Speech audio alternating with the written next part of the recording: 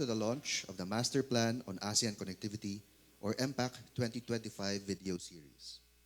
Good afternoon, Your Excellencies. This will be our official photographer. May we have the ASEAN way. Right hand over left, please.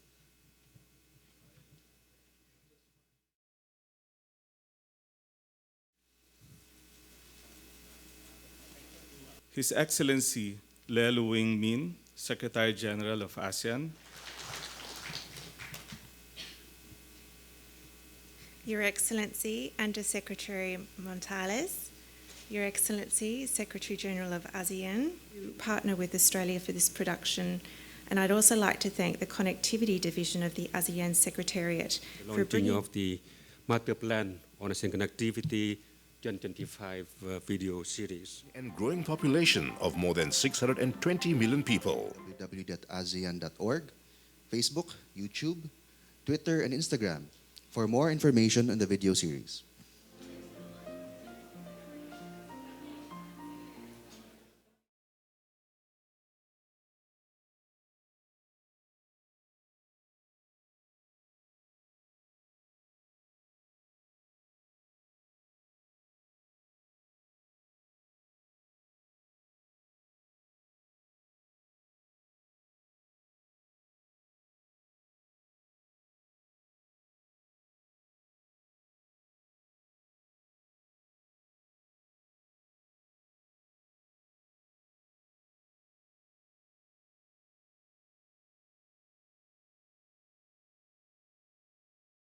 Excellencies, Her Excellency Jane Duke, Australian High Commissioner to ASEAN.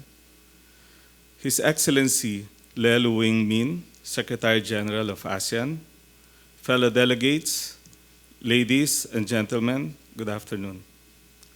The Gospel of John, chapter 13, verses 34 to 35 teaches, "A new commandment I give to you, that you love one another.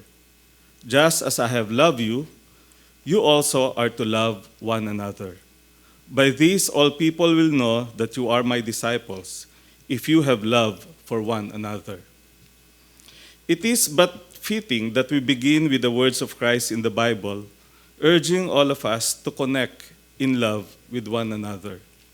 On behalf of the Philippine government, I welcome all of you to the launching of the digital content for the Master Plan on ASEAN Connectivity 2025. We are pleased to host this event in the Philippines to premiere the first of a series of 6 videos that will showcase the vision, rationale, aspirations of our master plan in advancing ASEAN connectivity. This master plan is a collective response of all ASEAN countries towards regional integration and a more competitive, inclusive, and cohesive region.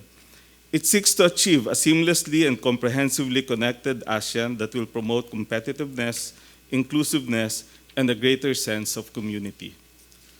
The MPAC 2025, as we call it, seeks to further enhance infrastructure, trade facilitation, and community building strategies to promote ASEAN's further integration. We in the Philippines fully appreciate the need to interconnect. Being an archipelago, the country strives to build connectivity infrastructure to enlarge its market base, diversify its financial systems, and most importantly, to connect the Filipino people with its ASEAN neighbors. ASEAN connectivity is one of the key foundations towards achieving the integration of the economic, political security, and socio-cultural pillars in one community. Our regional connectivity plays a great role in realizing the ASEAN Community Vision 2025 to transform the region through the ASEAN Economic Community into one of opportunities for our peoples, our business communities, and our external partners. We expect greater and more efficient inter-regional trade, which is a vital component towards realizing the goal of a single market and production base for the benefit of the entire region. Our steady progress notwithstanding, there remain significant challenges to full connectivity, such as enhanced regional connectedness via improved services sectors, the reduction of barriers to trade and investment, addressing challenges relating to mobility of skilled labor, energy, and opening new opportunities for Asian-wide transportation, communication, and exchange. We need the collaborative action of all stakeholders to turn this potential into reality, an enabling operating environment as well as coordination among the different stakeholders and the full realization of our respective expertise and resources will be necessary in translating the plans, goals, and strategies outlined within MPAC 2025 into viable projects and initiatives. ASEAN may also utilize the private sector in order to address gaps and the needs of infrastructure investment throughout the region, such as through public-private partnership. In its chairman's statement of the 30th ASEAN Summit, President Rodrigo Roa Duterte declared that the Philippines fully recognizes the importance of ASEAN's dialogue partners' continued support in achieving full connectivity and integration in the region. We understand that developing ASEAN connectivity is a journey. It is a work in progress to facilitate rules-based, people-centered, and people-oriented ASEAN community. At today's launch of the Master Plan's digital content is a culmination of the ASEAN's collective efforts towards connectivity. 6 highly quality videos, as well as a website, based on the goals, visions, and strategic areas of the Master Plan 2025 will be released. And the first of these videos, entitled ASEAN Connectivity, Connecting a Region, will be screened today. I am confident that this video and the ones to follow will broadcast a clear, consistent message on ASEAN connectivity to a broader audience and raise awareness on our connectivity initiatives. Allow me to congratulate the Chair and the members of the ASEAN Connectivity Coordinating Committee, as well as the ASEAN Secretariat, for spearheading this project. I also wish to take this opportunity to thank the Government of Australia, represented by Her Excellency Jane Duke, Australian High Commissioner to ASEAN, for supporting this project through the ASEAN-Australia Development Cooperation Program, Phase 2. Brothers and sisters, through our interconnectivity, let us move together towards a region of sustained economic growth, shared prosperity, and social progress while promoting deeper ties among the ASEAN peoples. Thank you, and God bless us all. Your Excellency, Under Secretary Montales, Your Excellency, Secretary General of ASEAN, Your Excellency, Ambassador Elizabeth Bonsucesso, Chair of the ASEAN Connectivity Coordinating Committee, my dear friends of the CPR, and distinguished guests and ladies and gentlemen. It is a pleasure to be here today with you to launch the first in the series of videos promoting the Master Plan on ASEAN Connectivity 2025. When ASEAN leaders adopted MPAC 2025 at the summit in Vientiane last year, they sent a powerful message. Improved connectivity is not an optional extra for regional integration. It is an indivisible part of it. Australia is proud of our close association with MPAC 2025 through our Economic Partnership Program with ASEAN, and we stand ready to implement activities under MPAC, including the first program under MPAC's infrastructure strategy and a study on urbanisation. ASEAN, at its very highest levels, recognises that improved connectivity is vital to fully realise the great potential of its community building ambitions. And with MPAC 2025, you are armed with a practical, strategic roadmap to fulfil these ambitions. This commitment from ASEAN member states is fundamental to achieving MPAC 2025 in all its ambition. But, as will soon be reminded in the video, ASEAN's most vital resource is its 630 million people, and it will be ASEAN's people, the entrepreneurs, the investors, professionals, students, workers, travellers, purchasers of goods and services who will both benefit the most from improved connectivity and contribute the most to its realisation. The participation of the global business community will also be a key factor in achieving the goals of MPAC 2025. Greatly increased foreign investment will be vital to fund the infrastructure improvements necessary for physical connectivity. Business and investors have unique insights in the ease of doing business across borders within ASEAN, whether that involves moving goods from Myanmar to Vietnam or employing professionals from the Philippines in Laos.